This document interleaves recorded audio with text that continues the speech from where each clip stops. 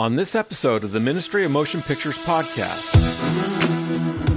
Most film schools, they're going to basically, it's a lot of theory, and then it's like, just go make your own films. Yeah. And we do have the theory, because you need that as foundation. But I want us to be a production house, so that we can provide this opportunity for students. It's not just, hey, you go out and do this. We're now providing these massive productions that you can come be a part of. So, we've got the feature, and it won't be the last. Lord willing, we're going to do another one this next year. Welcome to the podcast of the Ministry of Motion Pictures, where we seek to inspire Christian filmmakers, ignite a Christian film movement, and impact the new media landscape. I'm writer and director Todd Schaefer, and your host. My guest today is writer and director Matt Green.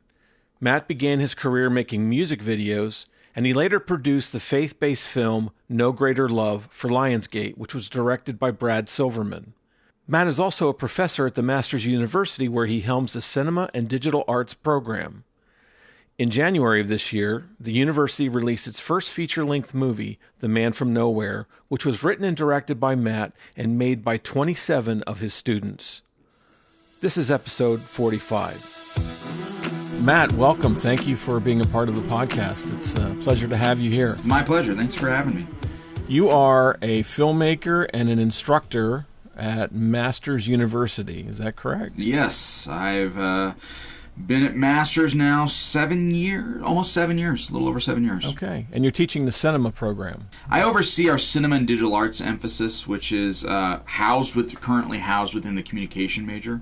But it's basically like our media arts kind of emphasis program. Right. So how did you get into that? What brought them into the place where they even wanted to open a department? Well, what's funny is they've actually had a media program since like the early 90s. It was called Electronic Media, and it was around, I actually knew the guy who was running it, was actually my discipleship leader when I was in junior high, so it was kind of funny. And they had this program. And almost 7 years ago, I was approached, and they asked me, hey, they really wanted to revamp it and kind of, give it a more modern flavor. And I'll be honest with you, I hated school, I should say. Growing up, high school, I hated it. I hated it so much I graduated a year early to get out. Went into college just because I figured that's what I was supposed to do, junior college, and bombed out, hated that. And so the idea that I was presented with this opportunity to come in and teach, at first I was like, I'm not doing that. And I have found that every time I say I'm not going to do something, the Lord says, guess what? You're going to do this. And it's honestly been one of the most rewarding things I've ever done. Wow. So I came in and I said, the first thing we got to do is we got to revamp this program. I said, the name Electronic Media is extremely archaic. We need to have something that has a more modern feel and vibe. And so we've spent the last 7 years revamping and growing the program. And it's really been a testament to just the Lord's grace. Things have happened so quickly in terms of growth and things we've been allowed to do that I know that I'm not that gifted to be able to pull that off. And so I've just been, just humbly trying to go, okay, what's the next thing? Okay, great, we're going to do that. And let the Lord open the doors and kind of go from there. So we went from having no money, no equipment, to having a lot of equipment and doing full-length feature films in 7 years. And so it's been a real testament to God's grace.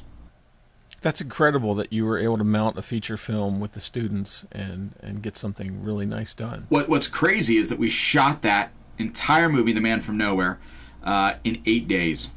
Wow. 8 days, which is nuts. Especially when you consider you're doing it with a bunch of students and industry professionals and trying to make that cohesive, the cohesiveness work. 8 days is and that's actually been that's astounding. Yeah, it's not something I recommend to everybody. It's not like we set out to go, we're going to do this in 8 days. I mean, low budget, after school specials and, women in peril, Hallmark kinds of films, they're lucky to get 14 days. Oh yeah, they shoot and even that's tight. Yeah, you guys your typical Hallmark movie shoots 15 days at a $1.2 million budget. Ours was between us and the fence post. Ours was $130,000 shot in 8 days. That's incredible. And we did, and this is the other crazy thing, we didn't do any overtime on all of the 8 days except the final day where we shot all of our noir stuff, and we knew we were going to do overtime that day, and we did 2 hours of overtime, and we had budgeted for it. So it's pretty crazy. It's impressive. That is really impressive. I spoke at a conference about 2 months ago, and I was speaking on how to make a movie in 8 days. And a guy comes up to me afterwards, and he goes, 8 days, that's really cool. He goes, I made a movie in 1 day. And I said, wow, I was really irresponsible with my time.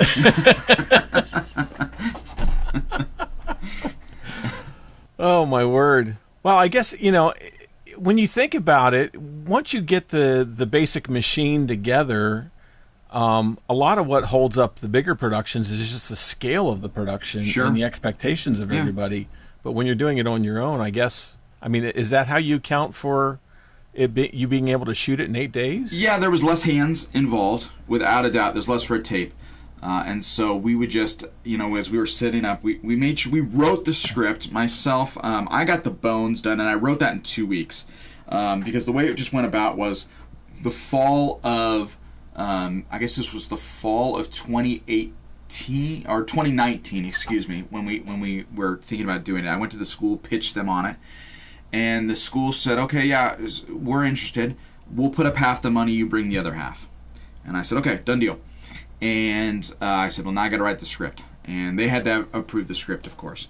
And so I banged out the script in 2 weeks. And then I called my buddy Chris Dowling, who's a really established screenwriter, director, producer in the industry, and had done a lot of faith films. And so we basically retooled the script to make sure that we knew that we could film it within the locations that we had. The crazy thing is we had originally written all the noir stuff as a Western. And we had a Western location locked and ready to go. And 2 weeks before we started filming, they pulled the plug on us being able to film there. And so we had to shift all the... Well, we said, okay, well, what do we have left? What can we use? I love film noir. It's one of my favorite genres. And I said, well, there's a location that I know. It's called Capitol Arts Studios in Chatsworth in Hollywood. And it's about a 110,000 square foot facility, and they had 15 different sets already ready to go. So I called them. I said, hey, listen, we don't have much money. Can we shoot here for a day? And they said, yeah, sure, come. And so we shifted everything to noir and made it happen. That is the benefit of working in L.A., being able to capitalize on the other productions and studios. Well, and as a filmmaker, right, it's all about being fluid because it's just ever-changing. And so it was a great lesson for our students. Like, hey, listen, you want to do this? And you get so set, well, this is my script, and I'm shooting this, and I'm not changing anything. Really? Okay, great. 2 weeks before, boom, you're changing everything. And so you've got to be nimble. And if you can't do that, go look for another industry. So you shot that and you changed it. Well, you had to do a costuming change then for all that. Everything. Well. Yeah, totally. It was like, our costumer, Megan Hartung, was like, okay, we'll make the change. And so, yeah, it was a big switch 2 weeks out. It's a logistical nightmare to shoot that quick. And be able to have, we do a lot of big kind of moves and stuff in the film, and be able to do that and then throw that wrench into it. I guess the students are very motivated to be active and doing things rather than just standing around waiting to be told something. Well, and I think that's one of the advantages to masters is that at most, not all, but at most film schools, they're going to basically, it's a lot of theory, and then it's like, just go make your own films. Yeah. And we do have the theory because you need that as foundation. But I want us to be a production house so that we can provide this opportunity for students. It's not just, hey, you go out and do this. We're now providing these massive productions that you can come be a part of. So, we've got the feature, and it won't be the last. Lord willing, we're going to do another one this next year. We've got a kids show that we start shooting in the fall. And then we're going to shoot also a superhero pilot in early spring. So it reminds me of the UCLA writers program, because when you go into that program, you're writing 4 scripts a year. That's how you learn. You just write script after script after script after script. And it sounds like you guys are doing something similar in terms of production. Well, and that's a good point too, because with the students, they think they write they write a script and then they spend the next 10 years trying to get that done. It's like no, you should be writing 50 things, because your first script is going to stink. That's just a matter of it. So you're going to get better with each one. Don't put all your eggs in one basket. You need to have 50 things going so that one can land. Did the students work with the editing, or once it got into post, how did you guys manage that? Yeah, so we had roughly 25 students that worked on the actual production, and then another 45 to 50 that worked on the post side, and that was editing. We had I think we had 5 or 6 students that were editing the picture and blocking out the scenes, getting it all kind of loaded in, and then our Peter Schickel, who teaches editing here for us at the university, was the actual main editor on it, would come in and help them finesse the scenes and get that all locked in. And then we had students that worked on the sound mix, on all different other facets of the post-production side, the marketing, a whole bunch of different stuff. So I saw it. I believe I rented it on Amazon. Is that right? Yeah, it's on Amazon. Okay. It's on our website, manfromnowheremovie.com. It's on christiancinema.com. It'll be a PureFlix exclusive starting September 1. So we're really excited about that. We've been really blessed to kind of collab with the PureFlix people, and they are really excited about the movie.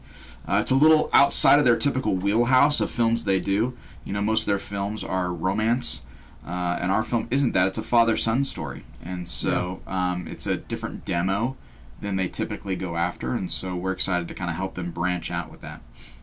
That's good. One of the interesting things that we've discovered in pitching to some of the bigger studios and streamers is that now there seems to be a hunger for material for boys, which it wasn't for the longest time. And to do just a strictly boy thing was anathema. But today it seems like it's swinging back in the opposite direction. So I'm not surprised to hear that that they were interested in a father-son thing.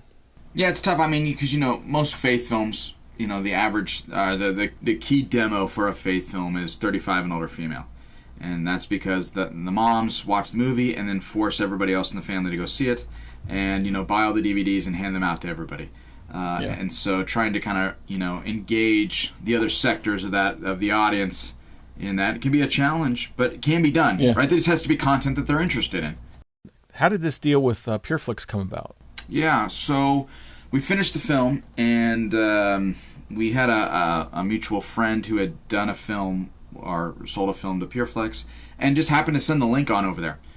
And we honestly heard back super fast, and they really liked the movie and liked the message. And again, they were trying to branch out and broaden their demo, and so it just worked out. That our film, again, doesn't have the romance and all that stuff, but it has the the father-son redemption story. Right. We call it the prodigal father as opposed to the prodigal son story. That kind of prodigal father story. So yeah. I mean, how do you see the marketplace right now for filmmakers in this genre? Is it promising? Is it discouraging? I think it's a little bit of both, because it's still uncertain what's going on because of COVID, and I mean that just radically shifted the entire business. And theatrical is, everyone's still kind of unsure what that's going to look like. Yeah. And the streaming platforms streaming has become the place where you put your movie now. And so what happens with that? Well, then everybody's going there. And so now, and specifically on the faith side, the only full-fledged faith streamer is PureFlix. Yeah. Well, now they're being inundated by everybody. And so what does that do? It narrows the window. What that means too is, before you had some of these lower budgeted faith films that were coming out and would do well. The challenge is, again, now you're competing on that bigger scale, so you need more names. Well, what does that do? It costs more. And that's been the biggest thing that I've seen, is that you just got to have names in your project to be able to get the eyeballs on it. And that's what the streamers are looking for. And so it changes the economics of making these lower budgeted films. You think that's true with PureFlix as well? Oh, yeah. I mean, I've I've had talks with them recently about another project we want to do, and we've been talking about, okay, what kind of names do they want to see in that film? And obviously, it's a different. Again, it's different on PureFlix because again, they're appealing primarily to the faith inspirational market, and so there's certain names that wouldn't work well there that would at a Netflix. And vice versa, and so it's a tricky kind of little balancing act to try and figure out, who they want. Yeah. Are they harder to deal with in terms of wanting specific subgenres of the Christian film market? Because I know that, at least in my experience, unless you fit within a successful genre or a practice genre. A lot of studios or distributors don't know what to do with it. Yeah, I don't think that's changed at all. Yeah. I think, and it's probably even gotten more intense now because the distribution avenues have so narrowed. They really want what they know has, or at least has a track record of selling, or in the streaming platform has a track record of getting eyeballs on it. Your big Netflixes and stuff like that. I mean, at this point, if you're not a studio or a big name, you're not getting your project on there. Right. It's just, and that's the reality of it right now. Yeah. Yeah. A little, film doesn't have a chance on there because you're competing with the studios. They're going to take your little movie, or are they going to take a Chris Pratt movie at $160 million? Yeah, for sure. I get it. I don't blame them. Yeah. I don't blame them. But that's unfortunately the dynamic. So. It does eventually. Something else will appear because that's the way it always does. Somebody will come up with a new widget or some new way, some new avenue, and then that'll be the paradigm shift that changes things. So maybe we're the ones to do that. Who knows? If you look at VidAngel, what they're doing with The Chosen, and Sure. now they just financed Wingfeather Saga, that's pretty amazing. Totally. I mean, $10 million a season. It's crazy. Yeah. Now, obviously, there's some, they had some backing and stuff like that with the VidAngel stuff to get that initially started.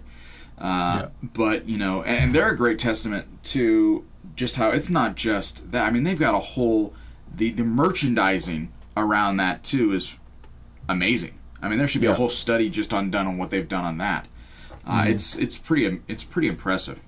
Yeah, it really is. It to me, and I've been thinking a lot about this, is we have a very unique genre and a very unique audience that is hungry for faith content and tends to be serious when they find it. Then the expectations are lowered, and they're willing to watch things that a normal person would not want to watch, just in terms of quality of script or acting or whatever there's, including theology. So it to me, it's a unique audience that it has the opportunity to be tapped for somebody to build a streaming service just aimed at that, other than Netflix or PureFlix. I think that there would be enough there for competition. Because at some point there is going to be, because you look at every studio is shifting to some kind of streaming platform, right? Yeah. And at some point there's going to be some other faith provider that comes in and tries to tap into that market. Yeah. It's inevitable. I think there's a mistake being made in that, thinking about the faith genre as just another genre, because it's not, right? Right. Because there's so much noise happening in every other genre, including series. You don't even know what to watch anymore. And, if you go discovering films or series, those things are sometimes 5 years old, and you're like, where was that? That looks like a good series. Right. So you can't rise above the noise, but in the faith genre, you have that potential to tap into something like it's almost a new frontier that nobody's really gone out to explore. Yeah, it's interesting because it has become a genre, unfortunately, because I think with that comes some unfair expectations That it's going to be poor quality. And again, things are cliche for reasons, right? Because they tend to be true. And oftentimes that's what we see with a faith film is it's poor quality, it's bad acting, bad lighting, bad sound, and usually all of those. And so trying to rise above that. I've heard in the industry they're actually not, sometimes they won't even call them faith films, they'll call them faith adjacent. To try and separate from the faith films, or that's why they started using the term inspirational, because you wanted it to have a kind of just differentiate it from some of these other poor quality films. And again, listen, I don't. If anybody gets a movie done and gets it out there, my hat's off to them because it's so hard. It's so hard, and I don't ever want to. Because who am I to say? Again, some of these films that maybe aren't my taste have been the Lord has used. So who am I to say trash? Maybe it's not my taste, but they got it done and it's being used, and so my hat's off to them on that. Again, like the challenge of trying to get a movie up and running, and the not only the financial but just the man hours that it takes is intense. And so a lot of people talk about doing it and never do it. I mean, I'm sure you can count on your hand how many different times you've heard, "Oh, I've got this movie idea. Why don't you go make it?" "Well, I don't going to do that." But go out and get it done. Then don't just talk about it. Yeah. No, I agree. And that's what excites me about what you're doing. Because here we're still sort of on the ground floor, even though film has been around for 100 and some years. Our material and the kind of stories that we would tell that would meet our audiences it's just not being made that much. And if it's done poorly. But to a certain degree, we have to embrace that and say, you know what, we don't have our filmmakers yet. We do have some who are in the ground floor. They're working. They're trying to get things done with all kinds of insurmountable odds that they're able to overcome somehow. We have to expect a growing process within the genre, right? There has to be that opportunity to fail and do some pretty bad things and cheesy things, because only through failure are we going to start seeing those successes and those really great films. And I know there's been a lot of criticism against Christian film and people trying to discourage Christian filmmakers because it's cheesy. Don't get into that. No, that's the wrong thing. We need to flood the market. We need to keep doing more and more stuff so that the really good filmmakers grow and exceed, and it becomes a marketplace that's viable. We're still struggling for viability in the market, it seems to me, and I think as the church, as the Christian community, this is something we need to get behind. And, I used to be against, you should go see a Christian film because it's just a Christian film. And now I'm thinking, but wait a minute, if we have that attitude and we're not supporting it, then how is it going to grow? Are we just going to sit around and wait for those few flashes in the pan who are good filmmakers and then have a great idea at the same time and they are able to overcome? Or are we going to get behind the whole community and movement and try to build it that way? And, my thinking is shifting on how I look at that. Yeah, the challenge that happened was it became cheaper to make movies. And so what you did was you had people who had no experience. They were realtors. They were this. And suddenly they have money and they're like, well, it's cheaper. I can go make a movie. But they have no background or understanding of what, and this is what it always comes back to, what makes a good story. Mm-hmm. It's all about story. You can have the money, you can have all this stuff, but if the story isn't good, it doesn't matter. And it'd be like me trying building a building. Well, I'm not an architect. I don't know how to do that. But I got a bunch of money. Well, I'll just go make a building. So again, it's good that things are cheaper, so it's opened the door more. It's bad because it's cheaper and it's opened the door more. Yeah. And so with that comes, a lot. But you see it in the secular world. You see how many movies are made that the story is just junk, and yet sometimes they get by because they have more money and they have people who've been making films for a while somehow involved. and that raises at least the production value, so it doesn't look cheeseball. It does. I mean, Christian filmmakers are not the ones who are the only ones guilty of the sin of making bad, poor production quality films. Absolutely, right? It's been going on since, the beginning of movie making. So yeah. I mean, we can see that with Netflix when they were just buying stuff all over the world and doing stuff overseas from people you never heard of. Even their big films, that they do, their tentpole ones. I don't know that there's been one where I'm like, wow, that was really good. Like I see why they're not going theatrical. I can feel you watch and you go, okay, I see why this went to a streamer. Yeah, I mean, I'm still trying to figure out how we as a Christian community can support Christian film as an environment that encourages. Because honestly, and you know this as well, it's discouraging to try to make a Christian film. There's a lot of hurdles you have to overcome that another filmmaker won't have to overcome. Totally. Yes. And how can the church help that? I mean, if we really think that this medium is such a powerful medium, what are we supposed? Why aren't we rallying around this more than we are and criticizing it so much? We ought to be championing the efforts, even the feeble efforts.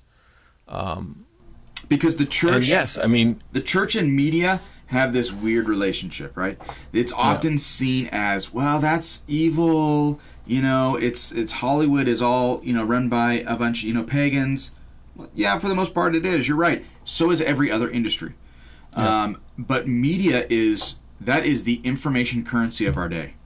Yeah. And for us as believers to not be capitalizing and using that to try and inform and share our message is foolish.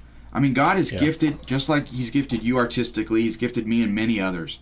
And, we are image bearers of Christ.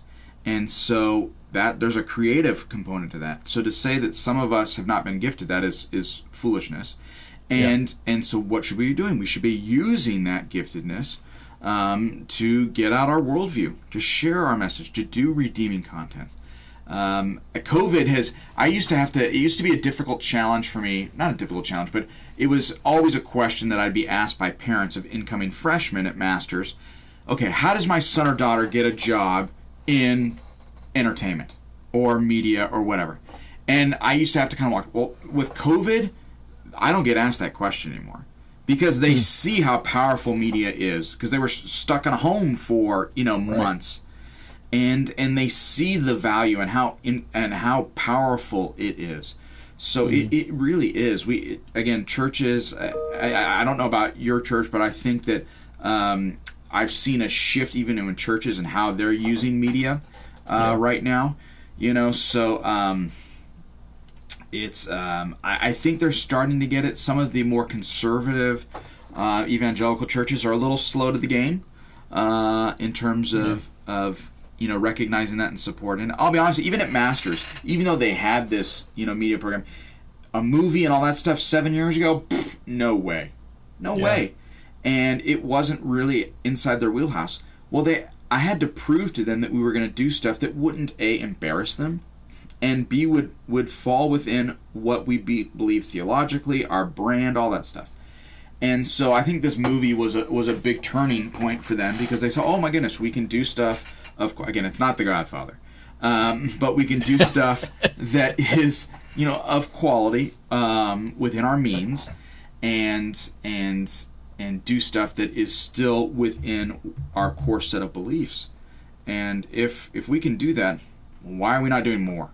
The school has been really supportive in that, and they get that vision. So it seems to me that. Because I've got a few producers who I work with who are not Christians. Mm-hmm. When I talk to them about the numbers and the potential of the faith-based market and show them how the genre is working and what's been going on historically, they suddenly see it as, wow, this makes business sense. I don't care for what you guys are saying, and are you going to be proselytizing through it and this sort of thing? I'm not sure I want to, but the business part of it makes total sense. And if unbelieving producers can see it, I don't know why the Christian church has a hard time seeing it. The economic side of it. It's like within we can't even see what we're all about, and the power that we have as a community. I mean, just in take the Southern Baptist for example. 9 million or something like that. Maybe it's 90 million. I don't know what it is. I think it's actually close to that because, you look at that's how the Kendrick brothers started, right? Who did, those films. Michael Catt, who was their pastor, is really high up in, the Southern Baptist, and basically said, hey, you need to go and support this movie. So what did they do? They all went out and supported that movie. Yep. And now that there's a brand, the Kendrick brothers have a brand. Yep. And it's because, that church supported that. I mean, we're sitting on something, and I just want us to realize the potential that we have because we do. Look, the morality on Netflix series, HBO series, it's going downhill fast, and the indoctrination that's coming along with it is even more overt than some of the more preachy Christian films, for their own worldviews and that sort of thing. But we've got a great opportunity here right now. And what's even more exciting, I find, is that we're not constrained by TV, not just the gatekeepers, but just the constraints of having to have a 22-minute show for a half-hour time slot for TV, or a feature film has to be 85 minutes or 90 minutes, wherever, depending on what part of the world you're in. We have no constraints. We have an open slate for media as an art form, a communication art form to advance the kingdom, to build the church, to do whatever it is that we want to do. And to me, it's a really exciting time, and I just want us to understand that and take advantage. Right, kind of embrace that. Yeah. Mm-hmm. So what do you got next? What's your plans? Yeah, so I have a Western with Chris Dowling that we did together that we're kind of looking at. I have a suspense film that's not overt faith, but definitely has the faith worldview in it. Mm-hmm. And then I have another Western. Again, you can kind of tell that I love the Western genre. I love the Western genre for a couple of reasons. I love it because historically, up until the late 60s, when Butch Cassidy and Sundance Kid came out, which was kind of the introduction of the postmodern Western, it was very black and white. Good was good, bad was bad. There wasn't gray area. And I like that, especially as a Christian. I like the delineation between good versus evil. And the Western genre also affords you the ability to tackle faith content in a way that doesn't seem as forced as it does in the modern storyline. And so, because typically most people assume that because of previous Westerns, that everyone kind of knew the Bible, and it was that way back in that time. It was again one of the most read books, and so that was just the kind of the verbiage that was used was oftentimes from Scripture. And so I have a story that's basically an allegory of the story of David and Abigail from the Old Testament, set in the Old West. So it's a strong female story. It's kind of a when calls the heart. And so we're really kind of fast-tracking that one. And I think that has a lot of potential to be really, really special. Cool. And so putting on that, we're doing a kids show, I think I mentioned, called Franklin and Beans. And we're actually really excited about that as well, to be able to tackle some cool theological stuff and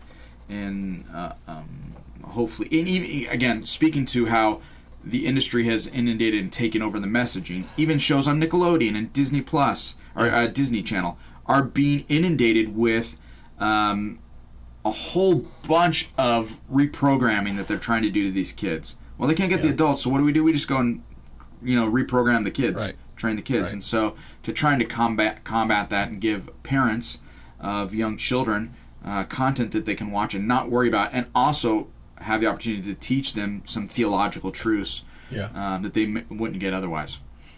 So do you think you're going to, are these films that you're preparing to do or shows, are they part of the curriculum at Masters? So yeah, the kids show Franklin and Beans, we're doing that through Masters. That's a Masters show, and the students will work on that. We're shooting 8 episodes in the fall.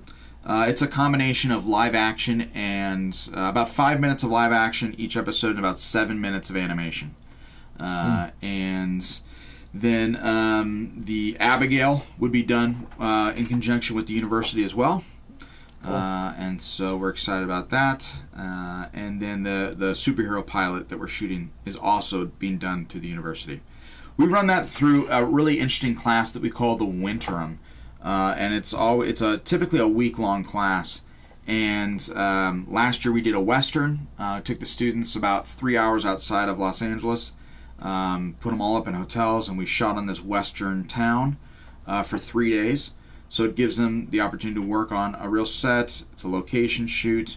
And so this one is the superhero one that we're doing in the winter of 2022.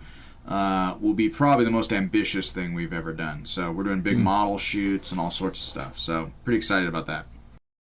Are you planning on doing anything with another studio outside of? So we are talking again. Like we talked about earlier, the ability that the university affords us is to be able to do some of these things in-house without the creative input sometimes of somebody else getting their hands in and kind of messing with it.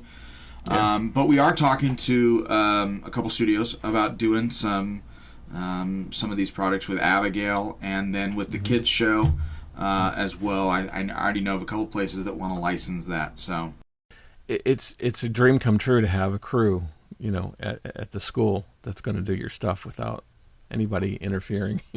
Yeah, the students. It's a unique situation because it's on multiple levels. First, you've got the students are getting to work on stuff that actually is legitimate and is of high quality, and so they'll get to have their name on that. They'll get to have IMDb credit. They're going to see the entire process and be a part of that and be an integral part of that.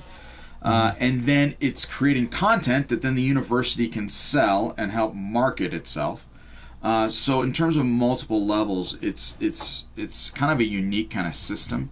What I don't ever want is I don't want the students to ever feel like they're being taken advantage of because they're free labor, and it's not that. They're here to learn. They're paying a lot of money, so we don't have some of the facilities that some of the other universities do.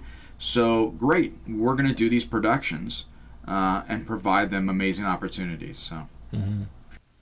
No, it's interesting to think about how the students who are graduating from your program, what are they going to do? Where are they going to go? Who are going to be the next big filmmakers who are coming out of that? We have some talented students that have come out of our department that are doing stuff. We have a young lady who was in the communication major and had taken a lot of the classes, the media and all that kind of stuff. And over the COVID break, she lost her marketing job. And so she just decided, okay, well, I'm going to take the stuff I've learned and I'm going to start my own TikTok, Twitch, and YouTube channel. And now she's blown up. And she's making great money and supporting her family and doing amazing work. Really? Yeah. It's just, again, it's the students who are hustlers and go-getters.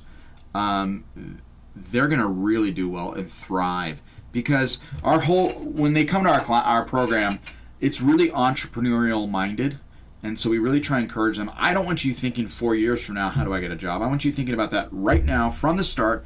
How can I take the things that I'm learning and go make money right now as I'm getting this education? Because there's 8-year-olds making $30 million a year on YouTube. So it's like, hello, you're an 18-year-old. Why are you not doing, what can you be doing to make money? You may not be able to make $30 million, but you could be making money. So let's figure it out. So what are some of the key points that you stress to your students as they're graduating? Well, the first one, again, there's a couple things. I always tell them, hey, you need to have your set convictions now. Because as soon as somebody hands you a check, it's super easy to compromise if you don't have those already in check. And so you need to know what it is you believe and what you will and won't do now as a believer. And because I've been there. They hand you over that check, and it's like, okay, well, I mean, is it really that bad? Type of thing. And so, I started out, the example I often give is I started out when I got out of high school, I did stand-up and improv for a while. And one of the things I did was impressions and all that kind of stuff. And when you're up there on stage with 3 other unbelievers, you get thrown all sorts of stuff in improv. And you've got to think super quick, are you going to go down that road? Or am I going to shift this into something that is something that's appropriate? And so you've got to know what your boundaries are ahead of time, because if you don't, it's a problem. You have a bit of an acting bone in you. So when I started out when I was younger, my dad worked for Universal Studios for 30 years. So I grew up around the back lot, and I always wanted to be an actor. And so when I made the shift over to stand-up and improv, that was just a better fit for me. I could kind of control it. I could be a little bit more me. I've done some acting here and there. I don't know that it's necessarily my strong suit. I'm better behind the camera. But occasionally I get in there and do stuff. So yeah. Okay. Yeah. I don't remember seeing you in Man from Nowhere. So I do have a small little cameo, but I don't have any lines. Okay. I'm just a little spot in there. I haven't. In the Western we just did last year, I'm in a little bit more of that. I have a couple lines in that. In the kids show we're getting ready to do, one of the main characters, it's about a 10-year-old boy and his best friend who's a dog, and the dog's a puppet. And I'll do the puppet and the voice and stuff like that. Okay. Yeah. So you got a little bit of Hitchcock going on there. Yeah, a little bit.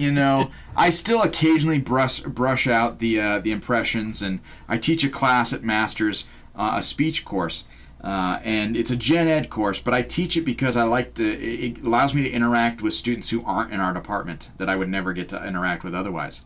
And so we have a demonstration speech that we do and I always do I don't tell this, but I do the first one, and I do it on how to do impressions. And I walk them through the entire process of how to do that and stuff like that. So that's kind of fun. So that still kind of gets it, but I don't do it enough anymore to really keep it. At one point, I think I had 50 characters I was doing. So, but now it's just my kids are tired of hearing me do Trump, so I just stopped doing it. I can only do it so much before they get bothered. So, yeah. That's pretty good. Matt, thank you so much for being on the podcast. This has been really interesting conversation. And my pleasure. Thank you. I wish you the best with, The Man from Nowhere with its Netflix. PureFlix. I keep saying Netflix. PureFlix. They shouldn't have named it PureFlix. I know. For people like me Yeah. who are going to mix it up. I hope that does well for you, and Thank we'll you. be looking forward to the next film that you do with your students at Masters. Thanks, Todd. I appreciate your time. Thank you for having me on. You can find more about Matt Green, The Man from Nowhere, and the Masters University Cinema and Digital Arts program in the show notes of this episode. Thank you for joining me on this episode of the Ministry of Motion Pictures podcast. I hope this has been both inspiring and edifying. And if you wish to support the ministry and keep these podcasts going, you'll find information about how you can do that on our website at ministryofmotionpictures.org.